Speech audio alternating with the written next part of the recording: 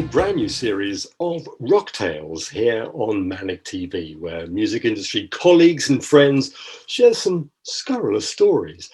Today we have another satisfied, returning rock tailor, John Briley. He's here, he's back for more, I think for the third time.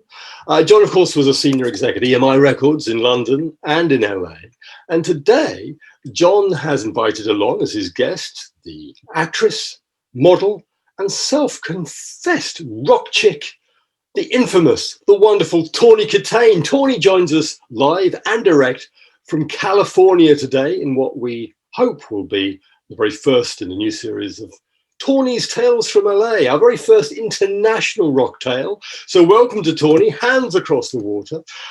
Your very best and most amusing stories, please. As always, I'm here to help you along. If you get stuck, I can give you some topics, perhaps. John Mace and David Beeching are here as well. They can chip in if needs be, and they will act as your audience. But first of all, Mr. Briley, perhaps you'd like to kick off. Is there anything that you thought of that you'd like to share since you were last here? So I was down there, 8 o'clock comes. The only person who turns up, two people who turn up, don't know if you remember this, were you and David Coverdale. And I didn't expect anybody to be there. And you know how British David can be. I mean, he's professionally British. And I said, I didn't expect anybody to be here at 8 o'clock. And he said, John, dear boy, he said, you asked me to be here at 8 o'clock. I'm here at 8 o'clock. And I brought my beautiful lady with me. And that was the very first time I met you. I just woke up, so I'm going to need a second for that to find its way into my gray matter. But punctuality is very, very high on my list. I've been sitting here for like 45 minutes before I knew I was going to come on because I have to be on time for everything. So thank you for telling me that story. And what did we do all night? What did we end up doing? Hi, John. No, we did not. I didn't. No. David, you worked the room basically. You and he left, I think, about 10 o'clock. But it was one of those nights that went on until about. There was lots of boring record company presentations and that kind of stuff. But everybody turned up. I mean, even Kate Bush, which was a real surprise, and the Pet Shop Boys and. Billy Idol turned up because it wasn't just the acts that we had EMI UK, it was EMI USA as well. And of course we had Whitesnake, and we were doing gangbusters with Whitesnake. And I trust me, can only imagine. And of course we were on time. Yeah, absolutely. Say that again, John. You like being on time. I love being on time. We were the known as the Rockers on Time group, David and I. So yeah, no, of course, if we were supposed to be there at 8, we were going to be there at 8. We weren't one of these couples that went, all right, let's give it 20 minutes and walk in like we're somebody. Like 8 o'clock you said, 8 o'clock you got. Well, that's when I first met Tawny, and I've got a follow-on story from that, Nick, later on when we get onto that. About not necessarily with Tawny, but something else that happened that evening that's quite funny. Just reminded me of. Well, we had a good time. We had a good time that night. We probably left early because we didn't usually stay at places long. Oh, why is that? Yeah, but David worked the room. I mean, he's very, very professional.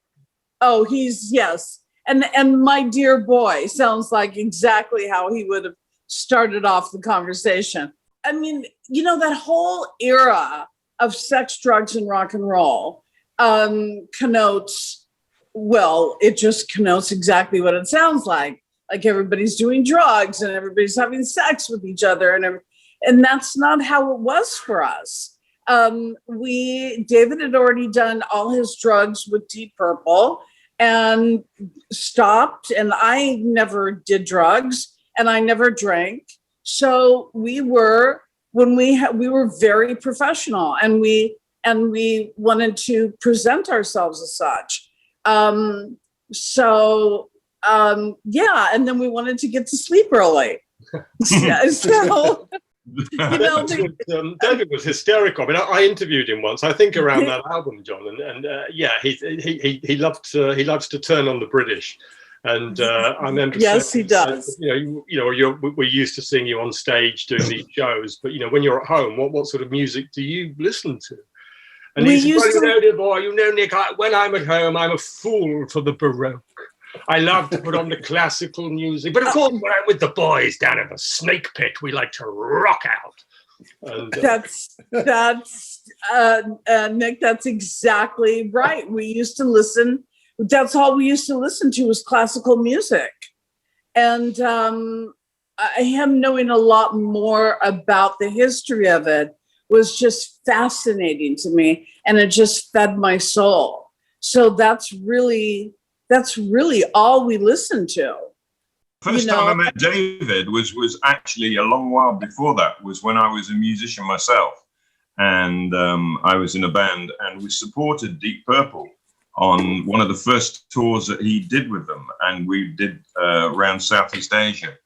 And it was very entertaining because David wasn't involved with drugs at all. He even had a separate dressing room from the rest of the band. But they had Glenn Hughes on bass.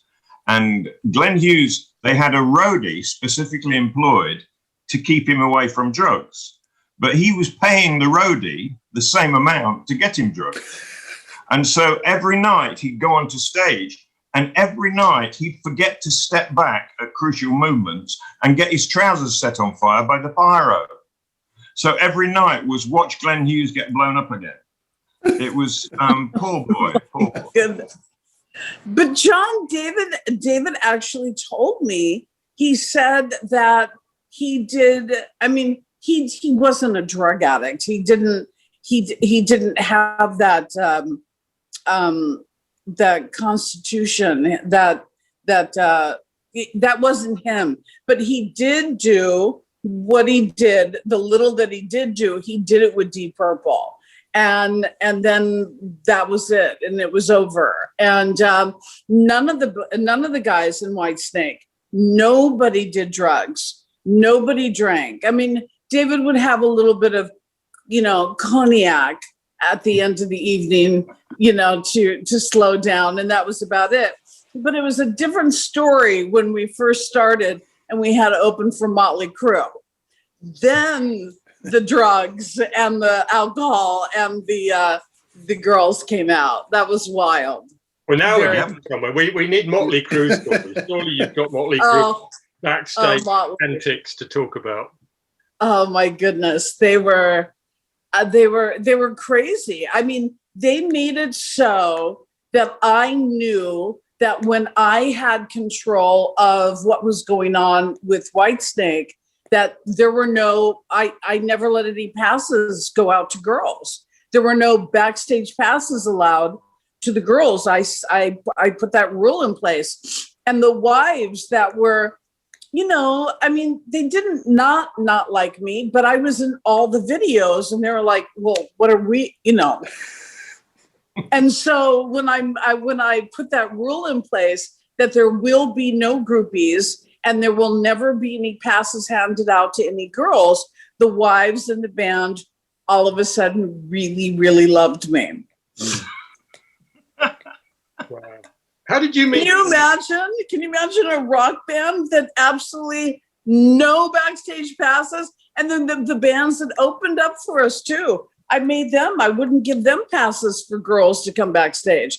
I lived it. I saw what those girls were doing. I was like, not with my guy. This is not happening. So how did you meet David?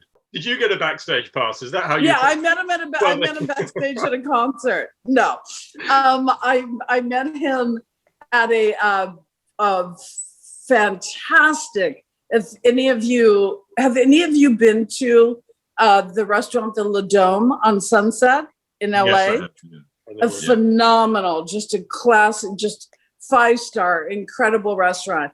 And I was getting up to go to the restaurant, and John Sykes was having dinner with David. And John came up to me and he said, would you care to have a drink with me and my friend? And I said, no, I don't drink. So no, thank you.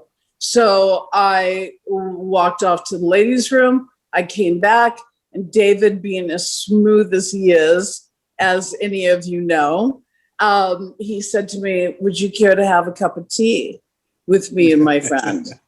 And I said, a cup of tea I can have. Yes. So that's how we met. So very smart thinking, very smart. Wow. So you were wooed by the British accent. I was worried about, the alcohol. The alcohol, I didn't want to sit around with a bunch of guys, you know, with long hair thinking, I mean, at this point, David was in debt to Geffen to the tune of $2 million, you know, and didn't know how he was eventually, you know, how he was going to pay that off. So I was sitting there with two wannabe rock stars, you know, and the last thing I wanted them to be with two wannabe drunk rock stars. We also had the Coverdale Page album as well that he did with Jimmy Page.